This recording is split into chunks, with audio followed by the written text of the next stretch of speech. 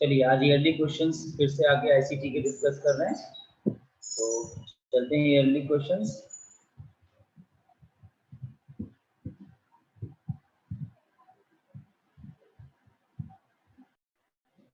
तो question number 54, data भंडारण के अधिकतम में शामिल है। The data storage hierarchy consist of bits, bytes, fields, records, फाइलें, डेटाबेस।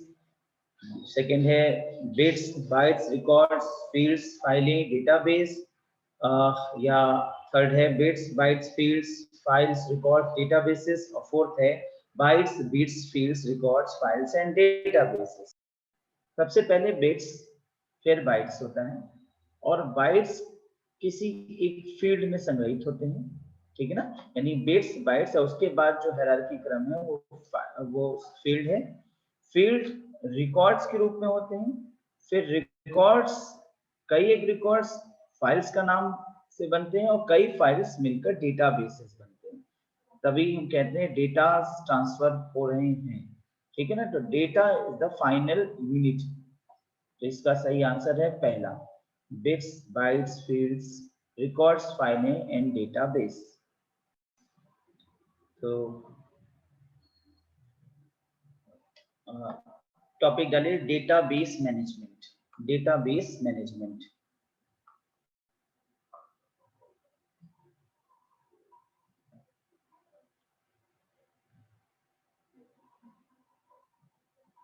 देखिए, data are the principal, data are the principal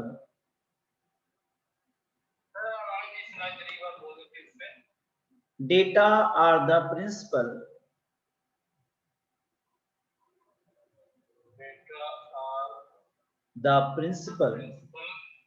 resources of an organization,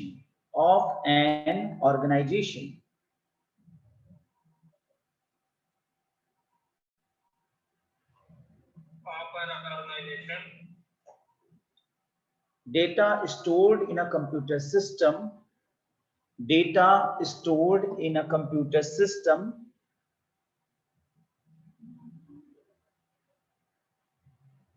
form a hierarchy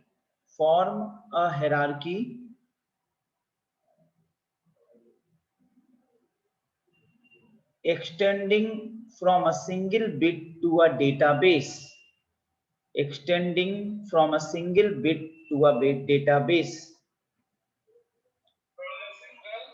bit to a database.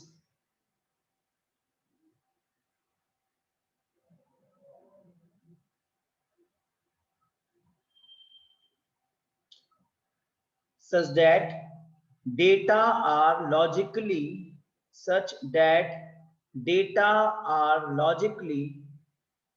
organized into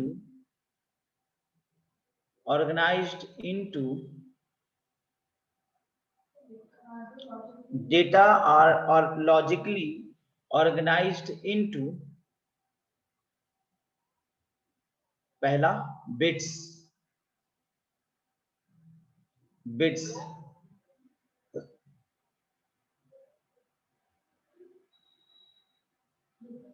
bracket में लिख लीजिए characters, bits को ही character कहेंगे, characters. Number 2 fields,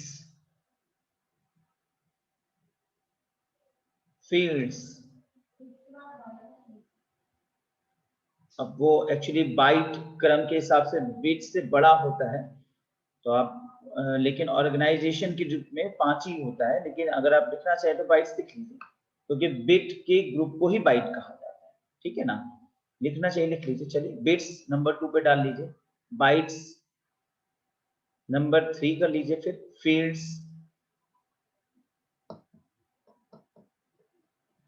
number 4 records,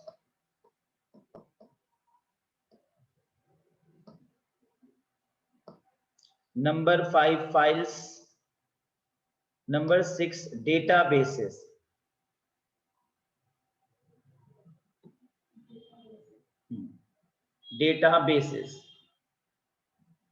अब bit में लिख लीजिए, A bit is the smallest unit of data representation. Bit data representation से की सबसे छोटी इकाई है।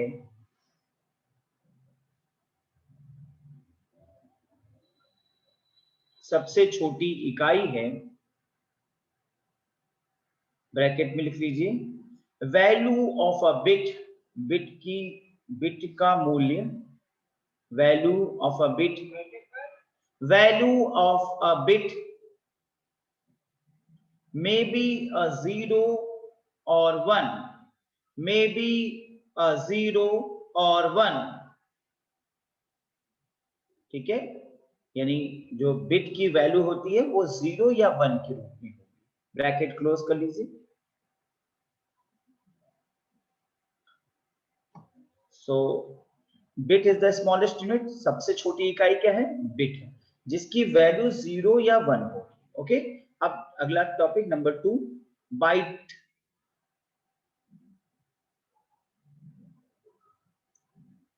8 bits make a byte, 8 bit से एक बाइट बनता है।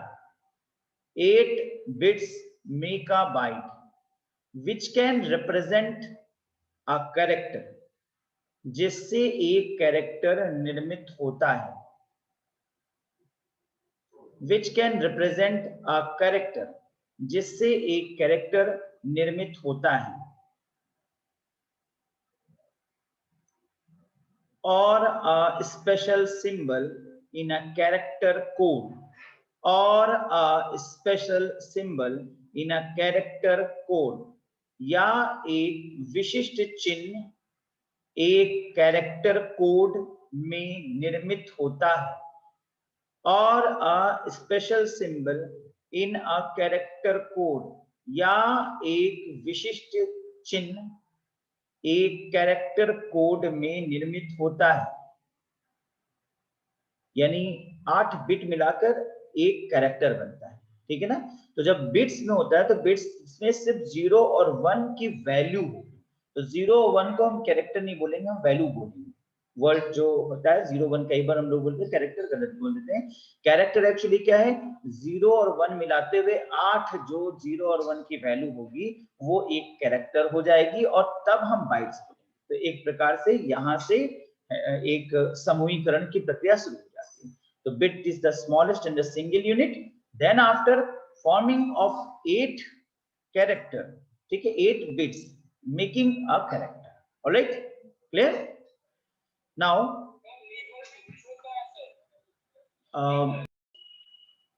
निबल, ब्रैकेट में लिख लीजिए, 4 bit forms a nibble, NIBBLE, 4 bit से एक निबल का फॉर्मेशन होता है। तो ये भी बीच में एक हायरार्की आ सकती है, बिट, निबल, बाइट्स, ठीक है ना, इस क्रम में। पर डेटाबेस फॉर्मेशन के रूप में 5 ही लॉजिकल माना गया है, क्योंकि बिट्स से जोड़ करके कैरेक्टर्स बन जाते हैं, ठीक है ना। एक कैरेक्टर से शुरुआत होता है तो वो बिट्स से जोड़कर बाइट्स बनता है, तो निबल और बिट्स और बाइट में अलग ना डिफरेंशिएट करके 5 ही माना गया है। लेकिन अब क्वेश्चन के अकॉर्डिंग हम लिखवा रहे हैं तो यहाँ पे 6 क्रम में दिखा दे रहे हैं। निबल सेकंड होगा, फिर उसके ऊपर बाइट्स होंगे, ठीक है, bit, nibble, bytes. Alright, clear. चलिए अगला लिखिए, field. Field, FIELD, field. Field में लिखिए, a field consist of a grouping of characters.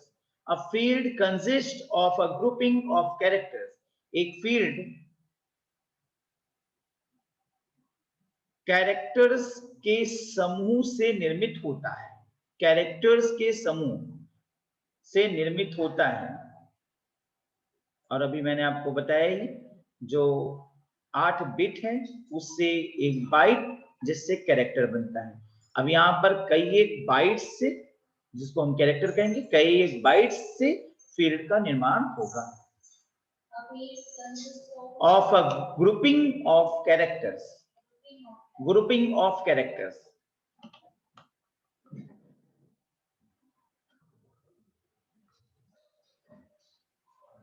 इसी में लिख लीजिए, a data field represents an attribute. A data field represents an attribute. Bracket में a data field represents an attribute. Attribute, ATTRIBUT, bracket में a characteristic or quality, a characteristic or quality, bracket close, of some entity, of some entity, ENTITY, bracket में object, person, place और event, object, person, place और event, event, EVENT, event, bracket close. Hindi में लिखना चाहिए, लिख लीजिए, एक data field एक एट्रीब्यूट का निर्माण करता है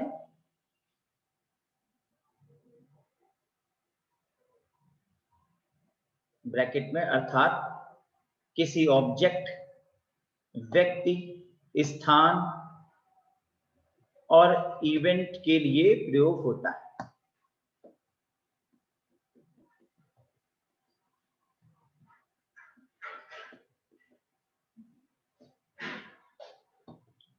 तो यहाँ पे बात समझ लीजिएगा, बिट्स से फॉर्मेशन हुआ, स्टार्टिंग हुई, बिट्स कई एक ग्रुप करके कैरेक्टर का फॉर्मेशन कर लेते हैं, कैरेक्टर का फॉर्मेशन से एट्रीब्यूट फॉर्मेशन होता है।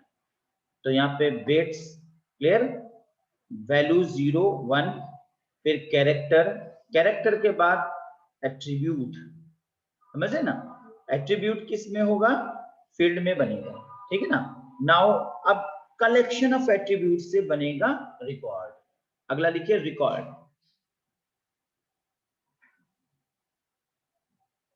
रिकॉर्ड,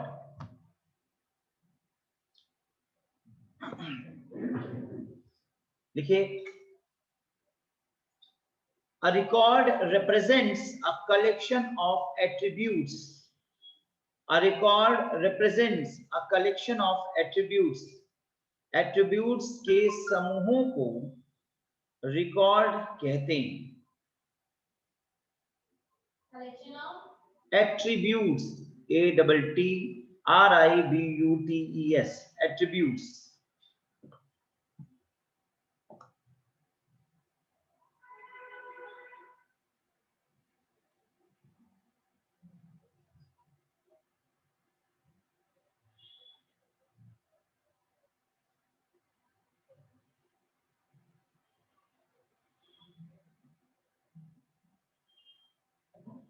इसके बाद फाइल, फाइल, फाइल में लिखिए, a group of related records, a group of related records is known as file. A group of related records is known as file.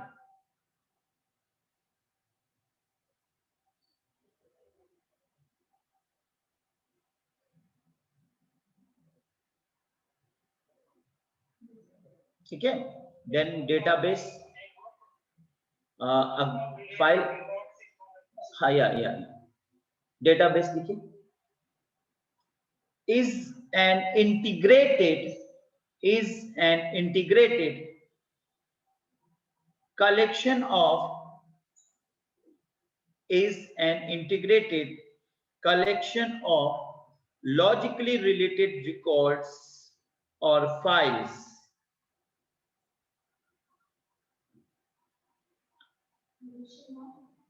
Logically related records or files, या तार्किक records या files की समूह का संकलन है, हिंदी में यही बोलेंगे।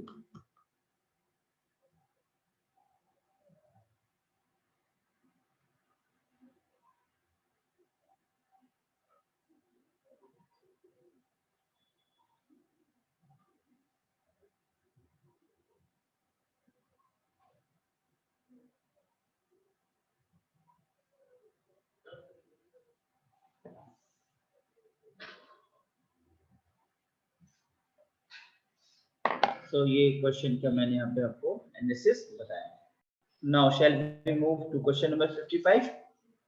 ओके, तो क्वेश्चन नंबर 55 है कंप्यूटर से संबंधित कार्यों में प्रयोग होती हुई यूएसबी का फुल फॉर्म। तो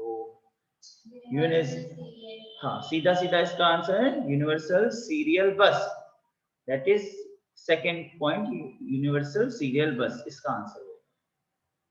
क्वेश्चन नंबर 55 हो गया। क्वेश्चन नंबर 56, आईसीटी शब्द के बारे में निम्नलिखित में से कौन से कथन सही है?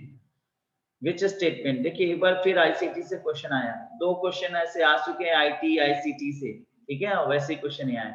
आईसीटी प्रथम अक्षरी नाम है जिसका पूरा नाम इंडियन क्लासिकल टेक्नोलॉजी है। तो अब याद होगा आपको आईसीटी वाला जो पहला क्वेश्चन था ऐसी कथन कारक का, उसमें भी इंडियन आईसीटी का पूरा फॉर्म ठीक से नहीं लिखा था, कंटेम्प्रेरी कुछ करके ऐसे लिखा था ना, तो वैसे यहाँ पे कर रहे हैं। तो आईसीटी का इंडियन क्लासिकल टेक्नोलॉजी, वैसे शब्द बहुत अच्छा है, प्यारा मिला है, भारतीय शास्त्रीय तकनीक, ठीक है। तो पी तो गलत है गया। अब अगला है आईसीटी के अंतर्गत वे परिणामी प्राविधिकी सम्मिलित हैं जिसके अंतर्गत दृश्य श्रव्य दूरभाष और कंप्यूटर नेटवर्क एक साथ समान केबलिंग प्रणाली द्वारा संयोजित किए जाते हैं। तो यहाँ पर है conversing technologies that exemplified ICT include the merging of audio visual telephone computer network through a common cabling system। तो यहाँ स्पष्ट है कि दूसरा जो है वो सही है, पहला गलत है और दूसरा सही, यानी केवल क्यू यानी सेकंड इसका आंसर होगा। क्वेश्चन नंबर 57 पे, एक नए लैपटॉप का निर्माण किया गया जिसका भार कम है। क्वेश्चन देखिएगा जुलाई 2018 के अकॉर्डिंग, 18 में जो नया कुछ चेंजेस आया उसके अकॉर्डिंग, ठीक है, और अधिक लघु है, भार कम है, लघु है यानी कि हल्का भी है और छोटा भी है, तथा अपने पूर्ववर्ती मॉडल्स की तुलना में कम बिजली का उपयोग भी होता है। इसको बनाने में निम्नलिखित में से किस प्रौद्योगिकी का उपयोग किया गया है? तो एक ऑप्शन है सॉलिड स्टेट हार्ड ड्राइव, दूसरा है यूनिवर्सल सीरियल बस माउस लगा दिया गया, यूएसबी माउस। यूएसबी माउस का मतलब समझ रहे हैं? नहीं समझ रहे हैं? नहीं, देखिए ये I am using A USB mouse, इसमें तार नहीं लगा है, ठीक है ना, और वायरलेस है, और इसका यूएसबी ये इतना नन्हा सा यूएसबी, ठीक है ना, तो ये छोटा सा यूएसबी उसमें लगा दिया जा रहा है पोर्ट में, उसके बाद ये वर्क करने लगता है। तो जनरली तार वाला जो यूएसबी वो होता है लिमिटेड होता है, आप दूर नहीं जा सकते, पर इसको हम इसमें लगाने के बाद घर भी चले जाएं, इधर भी चले जाएं, कहीं भी जाकर मूव कर सकते हैं। तो यूएसबी माउस इसे कहते हैं। तो क्या यूएसबी माउस के वजह से लैपटॉप हल्का हो जाएगा, फास्ट हो जाएगा? नहीं। तो दूसरा तो आपको अपने विजन से क्लियर हो जा रहा है, गलत। तीसरा है फास्टर रैंडम एक्सेस मेमोरी। अब ये रैंडम एक्सेस मेमोरी सुना लेकिन फास्टर रैंडम एक्सेस मेमोरी नहीं सुना। अब ये कोई faster random access memory FRM नहीं, रैम की प्रोसेस बढ़ाई जा सकती है, 2 GB RAM, 4 GB RAM, 6 GB RAM लगाया जा सकता है। तो रैम लगाने से फायदा क्या होता है? रैम लगाने से फायदा ये होता है प्रोसेसिंग बढ़ जाएगी। या प्रोसेसिंग का मतलब क्या है? स्पीड नहीं,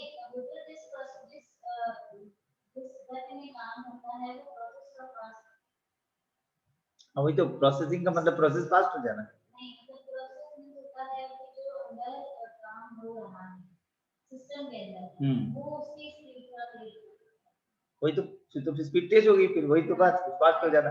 अच्छा, फास्ट और तेज एक ही बात होता है, ठीक है। चलो तुम बताओ Preeti, what is processing means here?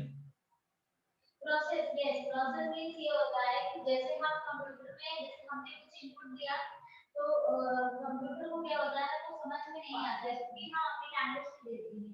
तो उसके अंदर जो कंपाइलर होता है वो पहले क्या करता है कि कंप्यूटर लैंग्वेज में प्रोसेस करता है, उनकी लैंग्वेज में ट्रांसलेट करता है, फिर चीजें जब समझ आंसर ढूंढ करके फिर उसे हमारी लैंग्वेज में कन्वर्ट करके, ठीक है, ठीक है, दैट इज प्रोसेसिंग। हाँ, दैट इज प्रोसेसिंग। बट जो क्वेश्चन इज दैट कि अगर रैम जो है ज्यादा हो जा रहा है तो उससे प्रोसेसिंग स्पीड बढ़ जाती है या क्या हो जाता है, क्या बेनिफिट है? ज्यादा रैम होने से क्या बेनिफिट होता है? स्पेस ज्यादा होता है सिस्टम में और हम डेटा बहुत अच्छे से सेव कर सकते हैं। The main thing is that space बढ़ जाती है। स्पेस कैसे बढ़ जाती है? जैसे हमारे पास, हमने आपको कल भी बताया था कि आई एम यूजिंग रैम, तो रैम क्या कर रहा है, जैसे ही हार्ड डिस्क की कोई मैटर रैम में पहुंचा, तो ये जो रैम में मैटर है इसमें आकर के फिर वो मदरबोर्ड यानी कि कैश मेमोरी और फिर इसके बाद रजिस्टर में गया और वर्क करने लगा। जैसे ही हमने अनयूज्ड किया, जैसे हमने चीजों को अनयूज्ड किया, ठीक है ना, तो जैसे हमने चीजों को अनयूज्ड किया और उपयोग नहीं कर रहे हैं, तो वो पहले रजिस्टर फिर कैश और फिर उसके बाद ज्यादा होने के बाद रैम में आकर रुक गई। ठीक ना, फिर हमने सिस्टम में और भी नई चीजें मंगाई, सब हार्ड डिस्क से आ रहा है, हार्ड डिस्क से आने के बाद रैम से प्रोसेस होकर यहाँ तक आ रहा है, फिर उसके बाद हमने वो यूज कर लिया, यूटिलाइज कर लिया और उसको छोड़ दिया, तो वो फाइल रैम में चली गई। अब रैम में ज्यादा फाइल हो जाए, मतलब सिस्टम ज्यादा देर तक चला रहा है, मेरी मोबाइल पर हम लोग रोज उसको शट डाउन नहीं करते हैं, क्या होता है मोबाइल वगैरह का हम यूज करते हैं तो उसको चलाते ही रहते हैं, कभी जब हमें बड़ी दिक्कत आती है तभी मोबाइल को शट डाउन करते हैं या वो ऑटोमेटिकली शट डाउन हो जाता है। लैपटॉप तो फिर भी हम शट डाउन कर देते हैं, यूज नहीं हो रहा है, लेकिन मोबाइल वगैरह हम देखिए हम उसको इस्तेमाल करते रहते हैं, तो होता क्या है कि बहुत सारी जो है फाइल्स खुल चुकी होती हैं और फिर इसी की वजह से इस ज्यादा फाइल्स खुल जाने की वजह से गति रुकने लगती है, हैंग करने लगता है, स्लो हो जाता है। अतः प्रोसेसर बढ़ाना क्यों जाना? अब आपने 6 GB प्रोसेसर, तो आपने कहा 4G के बाद हमने सिर्फ 6 GB कर दिया, तो अब यहाँ पे क्या होगा, एक और प्रोसेसर लगा दिया। अभी क्या होगा कि आप इसकी और लंबे समय तक बिना बंद करे यूज कर सकते हो, तो क्या हो रहा है, इसकी इस पे स्पेस बढ़ जा रही है, स्पीड नहीं बढ़ जा रही है, स्पेस बढ़ जा रही है, तो ज्यादा प्रोसेसिंग वर्क बढ़ जाएगा, ज्यादा चीजें प्रोसेस हो सकेगा, ये प्रोसेस है, ये भी प्रोसेस हो जाएगा, ठीक है ना। जनरली हम बहुत कुछ इसमें भर सकते हैं, इतना चूज सकते हैं, लेकिन फिर हमारी जो जब ज्यादा चीजें चूज जाएंगी तो फिर वर्किंग एफिशिएंसी रुकने लगेगी, स्लो हो जाएगी, तो वर्किंग एफिशिएंसी बेटर हो जाएगी। तो लोग ये कहते हैं कि ज्यादा एक चीज अक्सर ये होता है कि 6 GB रैम का मोबाइल ले लेंगे तो हमारी इंटरनेट की गति बढ़ जाएगी, नहीं, गति नहीं बढ़ जाएगी, प्रोसेसिंग वर्क बढ़ जाएगा। जैसे हमारी थाली बड़ी है, अगर हमने बड़ी थाली ले लिया है तो हम चीजों को फैला के ले सकते हैं, अगर हमने छोटी थाली ली तो ऐसा नहीं कि उतनी चीजें उस छोटी थाली में नहीं खा सकते, वो क्या होगा कि गुच्छुच हो जाएगा और रायता और दमालू एक ही मिक्स होने लगेगा, होगा ना, चटनी रायता दमालू एक जगह हो जाएगा, खाने को तो उसमें भी खा सकते हैं, लेकिन आप थोड़ी बड़ी थाली होगी तो सेपरेशन रहेगा, इजी पिकेबल हो जाएगा, तो इजी पिक्ड हो जाएगा, तो ये फायदा होता है ज्यादा रैम होने से। ठीक है, अब इस क्वेश्चन के अकॉर्डिंग अगर हम चले तो फास्टर वर्ड का प्रयोग किया है, तो क्या फास्टर रैंडम एक्सेस मेमोरी, तो अब एफ रैम जैसी कोई चीज नहीं आई है, तो ये भी गलत है, तीसरा गलत है। चौथा है blu ray drive, now blu ray disc, so short में कहेंगे B D, blu ray disc B D, ठीक है। देखिए इसे ब्लू रे भी कहते हैं, it is often known as blu ray, BLU और रे, ब्लू रे। ये एक digital optical disc storage format है, digital optical disc storage format है।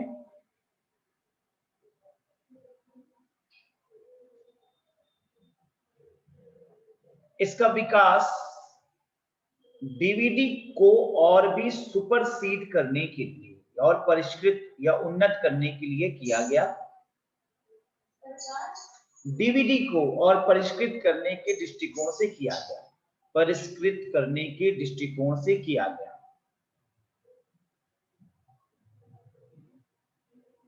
जिसमें हाई डेफिनेशन वीडियो, HD नहीं बोलते, हाई डेफिनेशन वीडियोस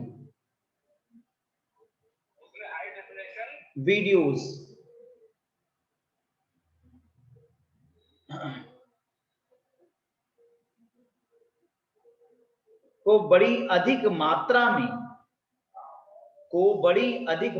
में स्टोर करने की क्षमता होती है।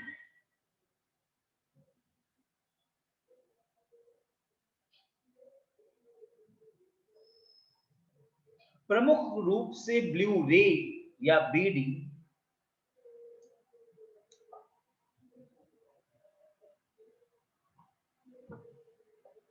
ब्लू रे या बीडी का प्रयोग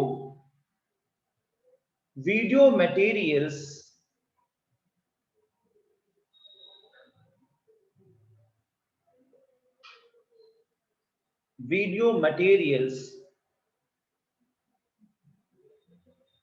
ब्रैकेट में फीचर फिल्म्स को रिकॉर्ड करने के दृष्टिकोण से किया जाता है।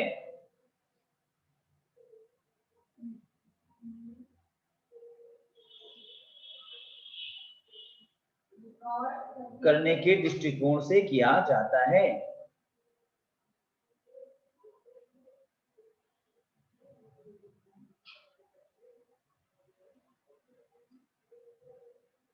शब्द ब्लू रे का संबंध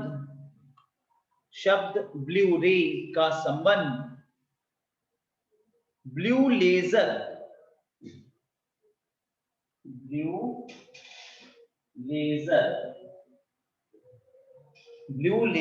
ठीक है। जो ब्लू रे है वो ब्लू लेजर, ठीक है।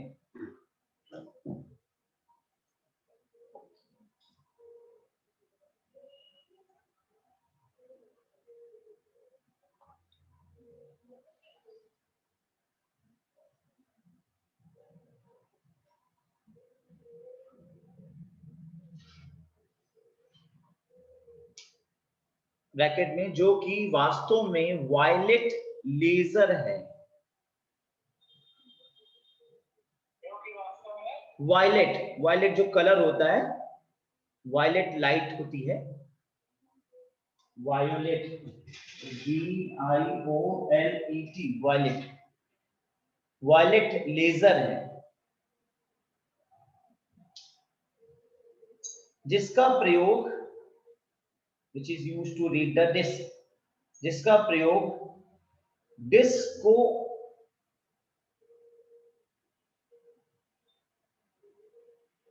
रीड करने में होता है। अब रीड का मतलब यहाँ अध्ययन मत लिखिएगा, क्योंकि कंप्यूटर में रीडिंग का मतलब अध्ययन न लिख दीजिएगा, नहीं तो गड़बड़ा जाएगा।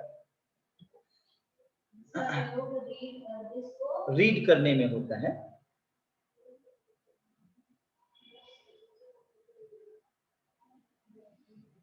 जिसकी वजह से बड़ी मात्रा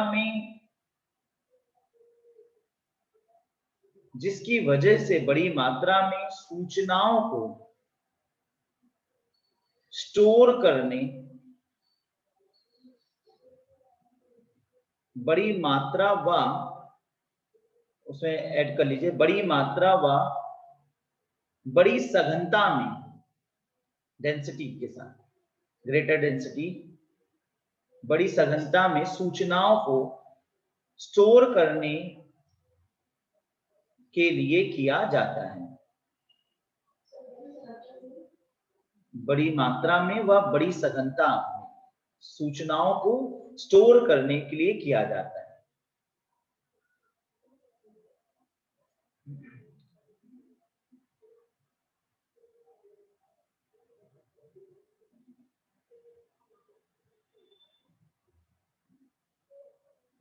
या एक प्लास्टिक डिस्क होती है जो 120 मिलीमीटर डायमीटर, 120 होती है जो 120 मिलीलीटर डायमीटर,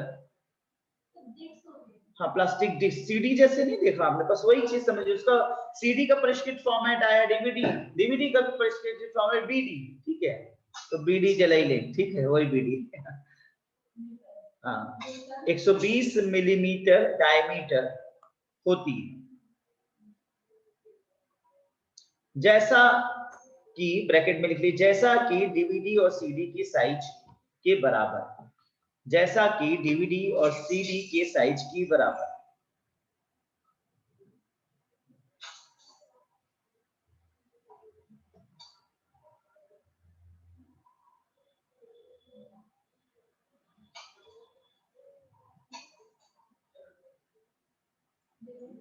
ठीक है, आगे लिखिए। यह 4 कैटेगरी में उपलब्ध है।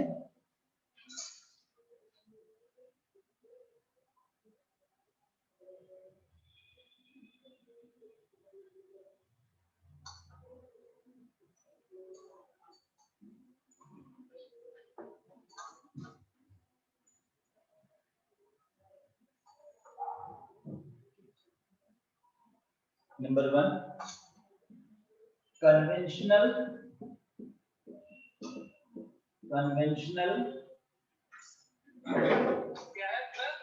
बोर्ड पे लिख रहा हूं, देख लीजिए, दिखाई दे रहा है। Conventional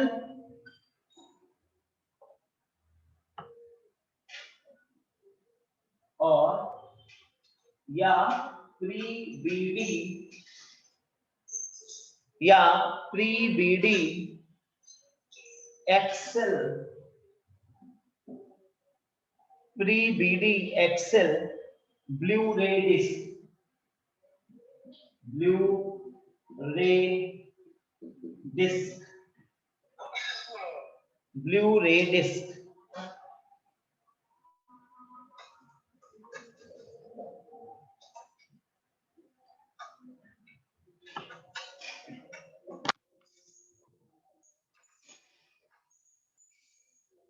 number 2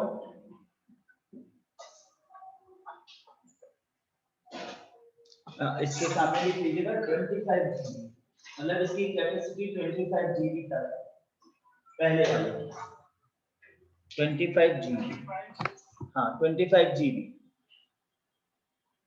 okay, number 2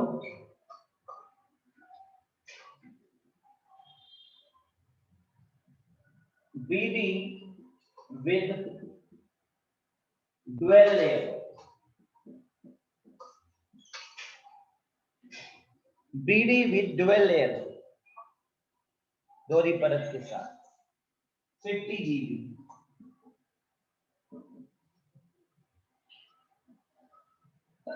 50 GB,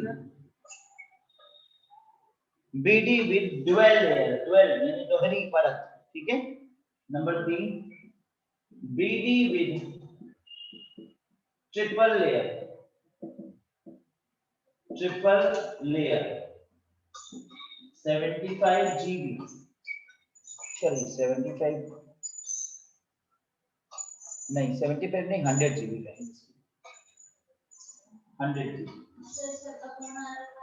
हाँ।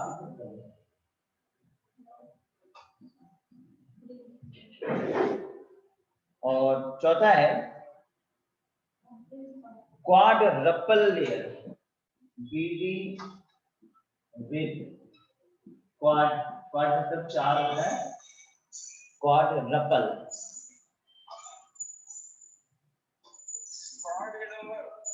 हाँ क्वाडरपल, QUAD, क्वाड RUPLE, रपल लेयर, क्वाडरपल लेयर। और हाँ 128 जीबी, हाँ 128 GB.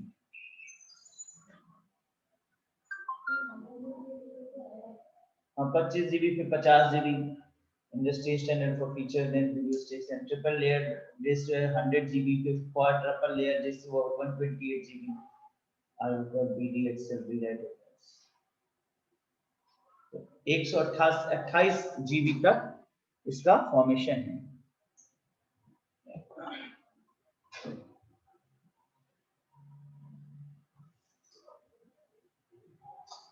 Blue ray disc, generally CD, DVD और बीडी ये विकास हुआ। हाँ,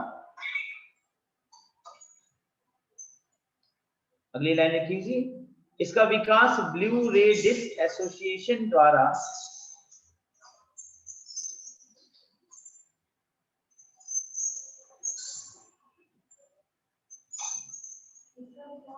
ब्लू रे डिस्क एसोसिएशन द्वारा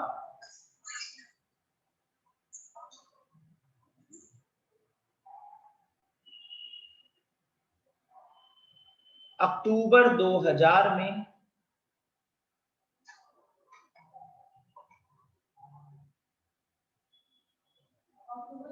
हाँ अक्टूबर 2000 में हुआ।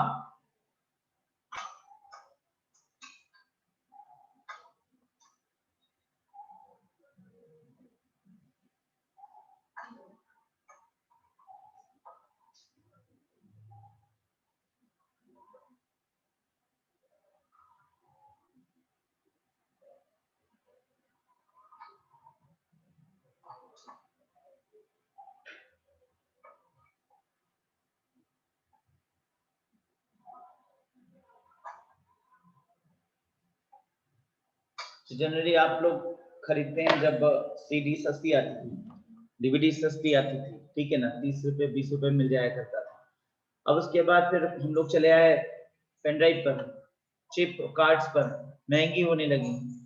फिर अगर आपको काफी स्टोरेज चाहिए तो कार्ड अगर आप लेते हो 128 जीबी का पेन ड्राइव लेते हो तो काफी महंगी पड़ती, तो उसके कंपैरेटिवली ये चीप है, क्योंकि ये सिंपल एक प्लास्टिक डिस्क की स्टोरेज कैपेसिटी बना दी गई इसकी, 128 जीबी तक स्टोरेज हो जाएगी।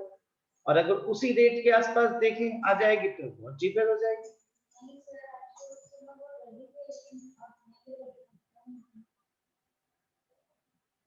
चौथा ऑप्शन है solid state hard disk drive, पहला वाला ऑप्शन, तो उसकी भी बात कर लेते हैं। तो अभी जो बताया मैंने आपको बीडी के विषय में, जो कि आपके क्वेश्चन के हिसाब से देखिए, जो चौथा ऑप्शन है यहाँ बीडी, जो ब्लू रे ड्राइव है, तो ये क्या प्लास्टिक का एक प्रकार से ऑप्टिकल डिस्क हो गया, और इसे एक्सटर्नली लगाया जा सकता है, तो इसको भी हम आंसर में नहीं रखेंगे, एक्सटर्नली लगेगा ना। तो यहाँ पे लैपटॉप को हल्का बनाने के पॉइंट ऑफ से क्या हुआ होगा, इस पॉइंट से यहाँ 2018 के इस क्वेश्चन पे में बनाया गया। तो पहला है सॉलिड स्टेट हार्ड ड्राइव, इसको देख लीजिए क्या है। तो सबसे पहली बात, इसका विकास 1991 में सैनडिस्क SANDISK सैनडिस्क द्वारा हुआ। हाँ सैनडिस्क 1991 में सैनडिस्क द्वारा किया, 1991 में सैनडिस्क द्वारा किया गया।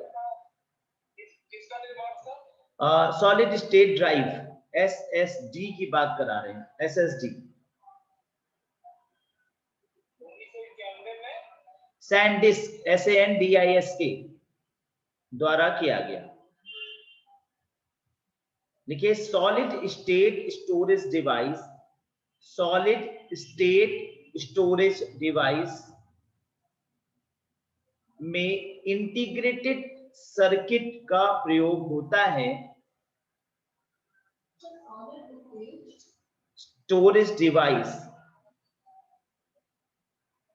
SSD भी इसको कहते हैं, सॉलिड स्टेट स्टोरेज डिवाइस में इंटीग्रेटेड सर्किट का प्रयोग किया जाता है, जिससे डाटा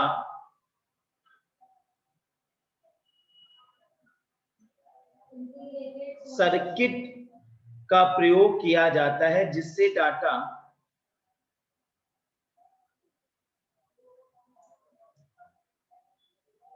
स्टोर होता है।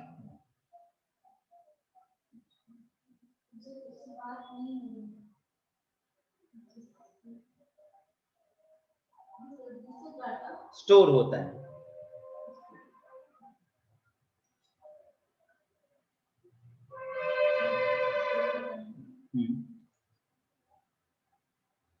जो वास्तव में फ्लैश मेमोरी का एक स्वरूप है, जो वास्तव में फ्लैश मेमोरी का एक स्वरूप है,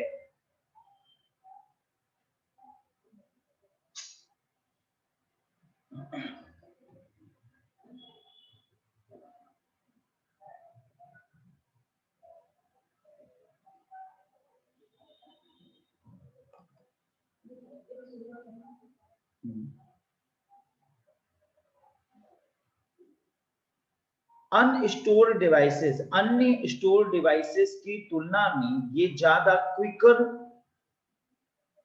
अनस्टोर डिवाइसेस की तुलना में ये ज्यादा क्विकर यानी तेज,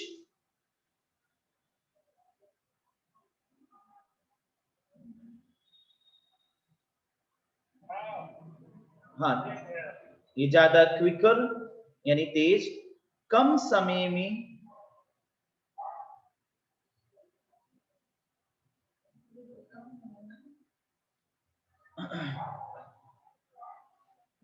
डेटा को स्टोर करने की क्षमता रखता है।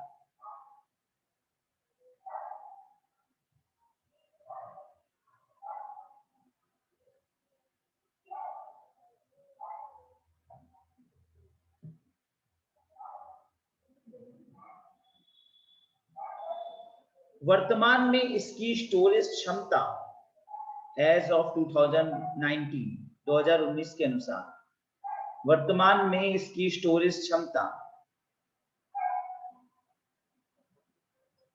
250 GB से 100 TB तक 100 TB तक होने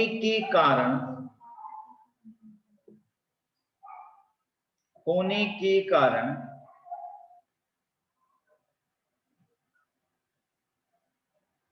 इसने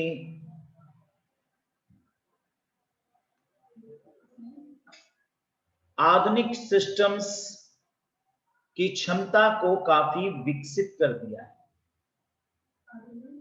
सिस्टम्स की क्षमता को काफी विकसित कर दिया है।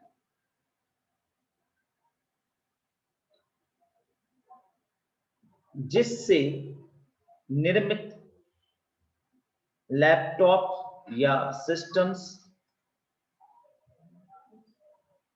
का भार कम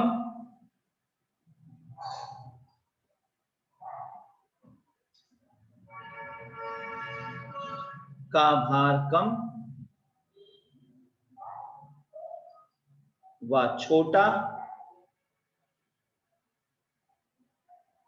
हो गया है,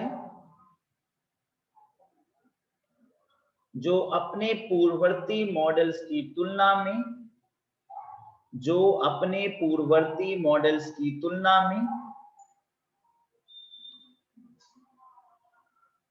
कम बिजली का उपयोग करता है।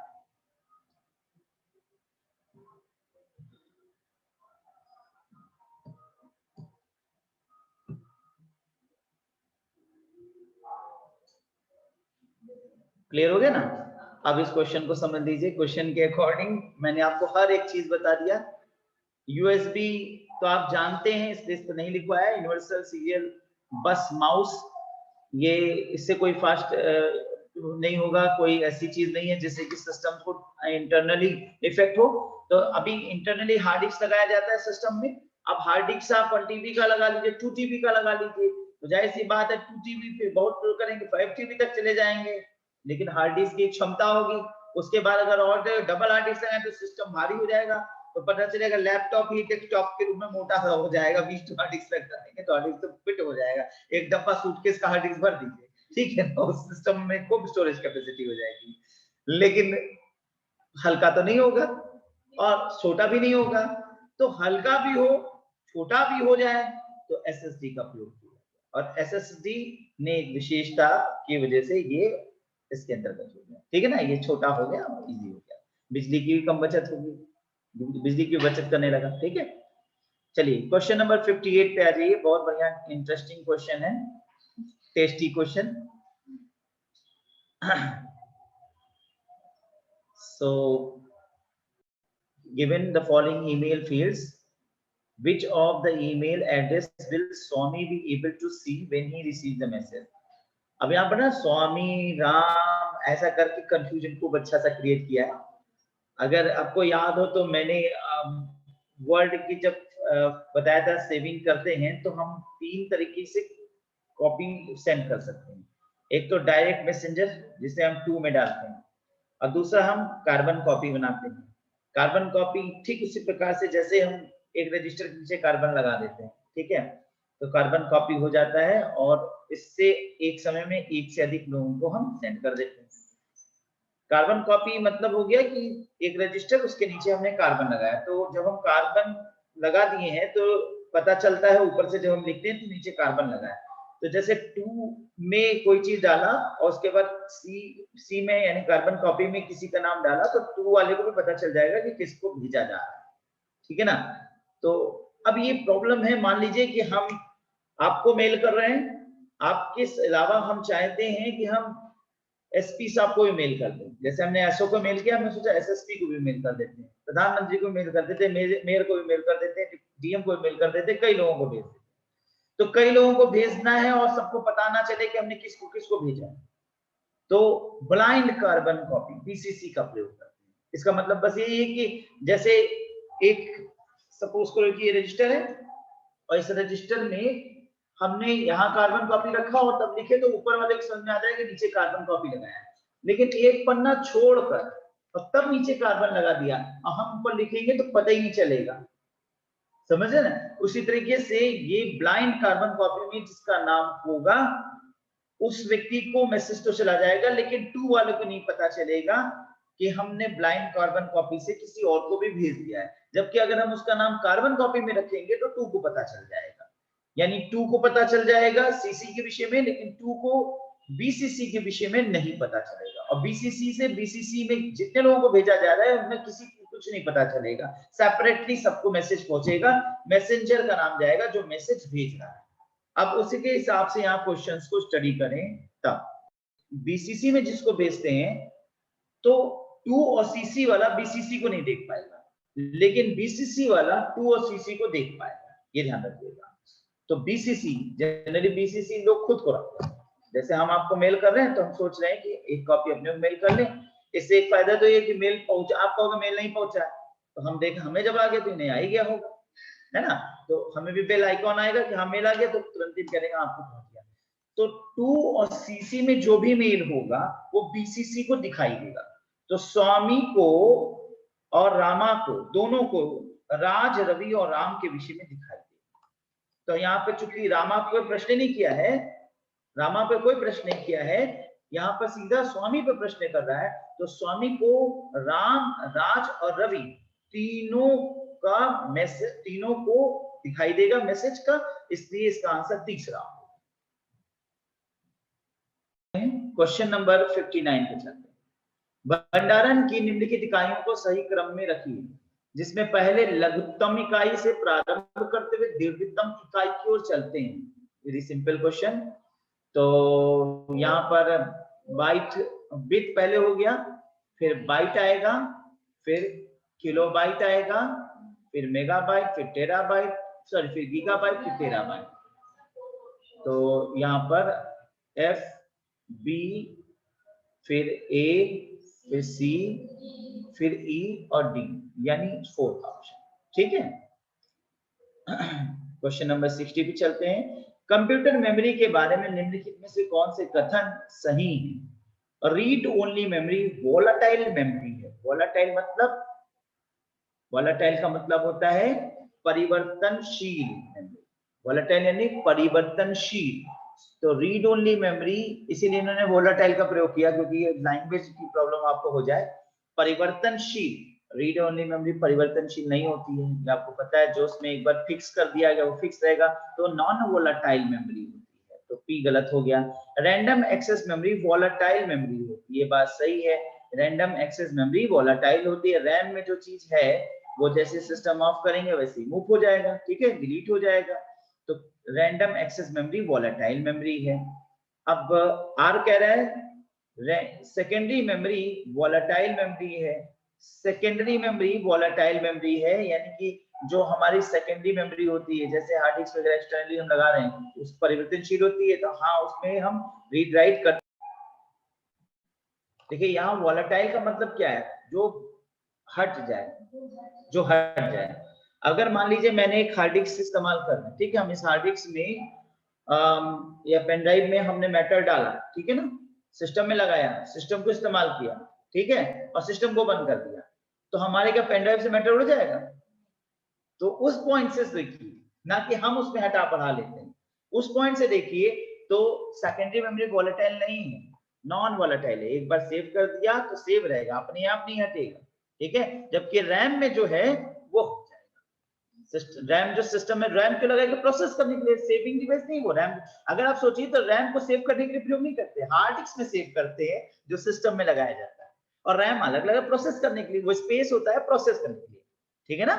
देखिए इस तरह से समझिएगा कुछ कि ये टेबल है, ये रैम है, और ये अलमारी है किताब रखने की, ठीक है। तो जो किताब रखने की अलमारी है, इसमें किताब रखने के लिए बनाया गया है, ये हार्ड डिस्क हो गया, ठीक है ना। और ये टेबल है जिसपे हम किताब ला के रखेंगे, पढ़ेंगे, प्रोसेस करेंगे, लिखेंगे और फिर उठाएंगे और इसको अलमारी में डाल देंगे। तो ये परिवर्तनशील है, बल्कि अलमारी में जो पुस्तकें हैं वो नॉन परिवर्तनशील है, ठीक है ना, नॉन वोलेटाइल है, क्लियर है। तो अब ये बात क्लियर हो रहा है। तो यहाँ पे समझिए, तो रैंडम एक्सेस मेमोरी वोलेटाइल है, यह बात सही है। रीड ओनली मेमोरी जो है वो वोलेटाइल मेमोरी नहीं है, ये गलत है, इसलिए पी यहाँ गलत है, पी गलत है, आर गलत है और क्यू सही है। तो यहाँ पर सही होगा तीसरा। क्लियर हुआ? अजय, क्वेश्चन नंबर 61, आईसीटी पद के बारे में फिर कौन से कथन सही है? फिर एक बार देखिए, कथन कारक के क्वेश्चन है। हाँ, डिजिटल अंतराल आईसीटी तक अभिगम्यता, उसके अनुप्रयोग और उसके प्रभाव के बारे में आर्थिक और सामाजिक समानता है। A digital divide is an economic and social equality with regards to access to use or impact of ICT. क्या ये बात सही है?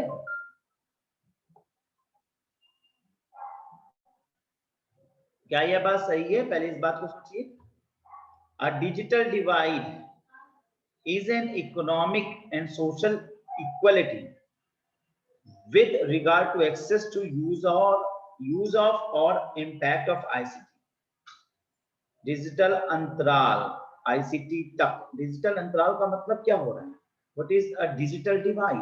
फर्स्ट ऑफ ऑल ये देखिए, डिजिटल डिवाइड का मतलब होता है एक ऐसा क्षेत्र, एक ऐसे लोग जिन्हें डिजिटल आधुनिक माध्यमों का प्रयोग का ज्ञान है, ठीक है, और एक ऐसा समूह जिसको आधुनिक आईसीटी इत्यादि के माध्यमों का प्रयोग का ज्ञान नहीं है, जैसे आप और आपके पिताजी। जनरली आजकल पिताजी भी फास्ट होते हैं, व्हाट्सएप का प्रयोग कर रहे होते हैं, लेकिन जनरली आपके दादाजी और आप, आपकी दादी जी, आप, तो दोनों के बीच में गैप है, एक जनरेशन गैप जिसको कहा जा रहा है। तो ये डिजिटल डिवाइड क्या है? डिग्री एक लाइन में बोल दे रहा हूं। Digital divide refers to the gap, digital divide का संबंध उस अंतराल से है, refers to the gap between those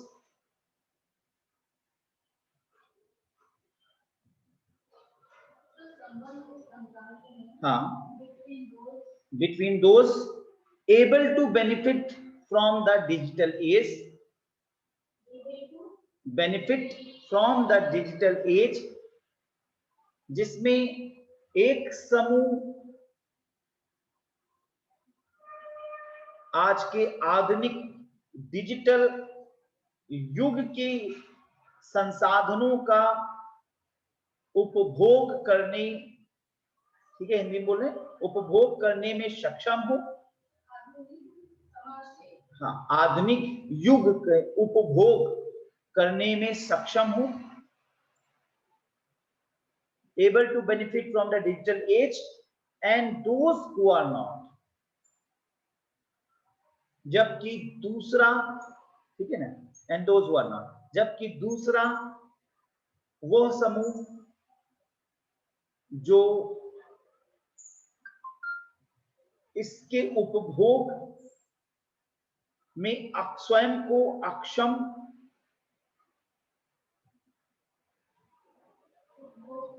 स्वयं इसके उपभोग में स्वयं को अक्षम महसूस करते हैं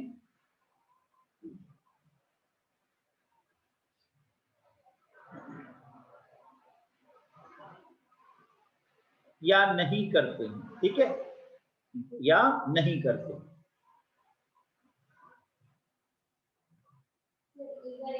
इंग्लिश में बोल रहे हैं, digital divide refers to the gap between those able to benefit from the digital age and those who are not. जैसे इंटरनेट और आईसीटी, इंटरनेट और आईसीटी का प्रयोग करने वाला समूह,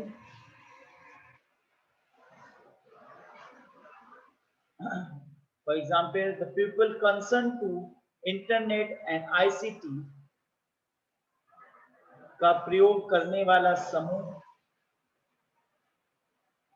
इसके माध्यम से काफी लाभान्वित होता है,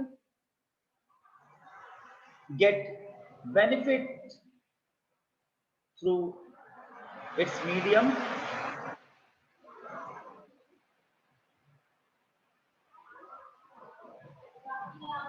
काफी लाभान्वित होता है, gets benefit through its medium. चलिए आगे बढ़ते हैं। तो क्या लिखा आप लोगों ने?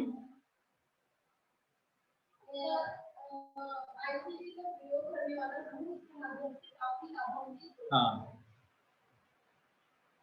हाँ, काफी लाभान्वित होता है, जबकि तुलना उसके जो इसका प्रयोग कम करते हैं। ठीक है, तुलनात्मक रूप से इसका प्रयोग ना करने वाले, तुलनात्मक रूप से इसका प्रयोग ना करने वाले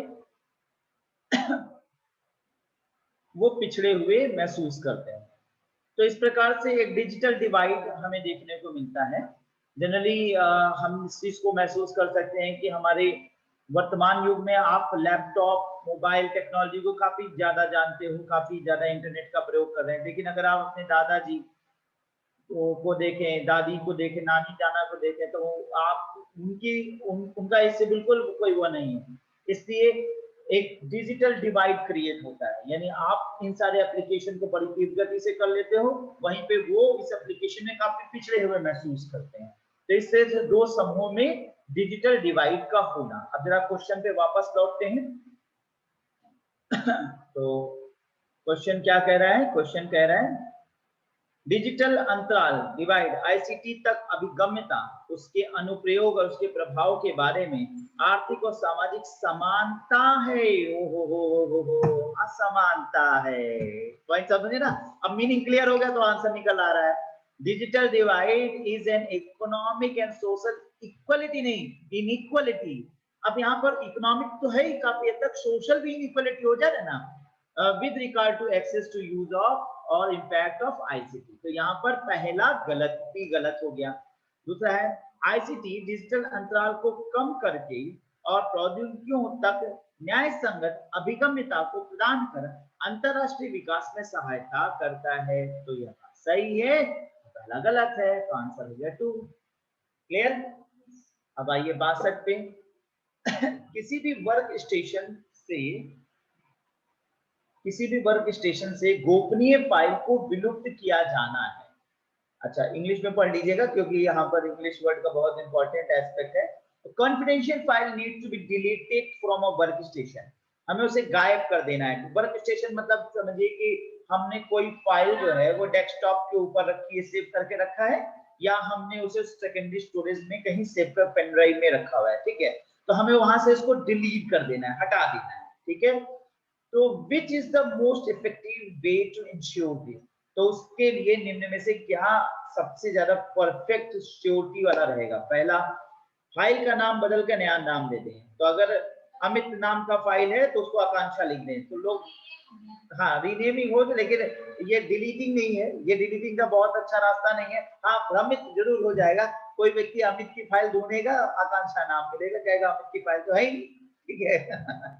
लेकिन अगर मान लो एक ही फाइल है तो सोचेगा, शक में आ जाएगा, कहीं आकांक्षा तो नहीं, अमित के नाम से डिलीट करें। ठीक है, तो ये पहला वाला गलत।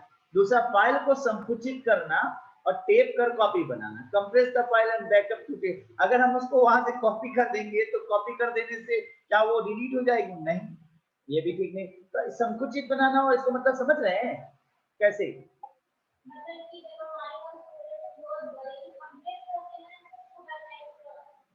ना ना ना ना ना, नहीं समझ। यो वो क्लिक किया फाइल के ऊपर और उसको उठा के ले आ रहे हैं, ड्रैगिंग कर रहे हैं। ठीक है, कंप्रेस कर दिया और फिर उसे दूसरी जगह सेव कर दिया, तो ये डिलीटिंग तो हुई नहीं, है ना? अच्छा, अगला है फाइल को कॉपी कर उसको रिसाइकिल बिन में पोस्ट करना और रिसाइकिल बिन को खाली करना। तो कॉपी करके हमने रिसाइकिल बिन में जाके सेव कर दिया और फिर रिसाइकिल बिन से खाली कर दिया, तो रिसाइकिल बिन से निकलेगा ना कूड़ेदान। रिसाइकिल बिन मतलब कूड़ेदान। तो जो फाइल है वो तो वही है। फाइल को ड्रैग कर रिसाइकिल बिन में ले जाना और रिसाइकिल बिन को खाली करना। तो ड्रैग करके घसीट के ले जाना रिसाइकिल बिन में और फिर उसके बाद उसको खाली कर देना। और शुद्ध हिंदी बोलना पड़ता है, कुछ बच्चे परेशान हो जाते हैं, शुद्ध हिंदी नहीं बोलते, ड्रैगिंग क्या है। तो स्पष्ट है कि यहाँ 62 का जो आंसर है वो चौथा होगा फाइल को ड्रैग करके रिसाइकिल बिन में ले जाना और रिसाइकिल बिन को खाली करना, यानी घसीट के कमरे में ले जाना और वहीं मारना, ठीक है। तो इस तरह से वो मारा जाएगा। नंबर 63, वेबसाइट के बारे में निम्नलिखित में से कौन से कथन सही हैं? Which of the following statements is or true with regard to website? कोई भी ब्लॉग एक वेबसाइट होता है जिसमें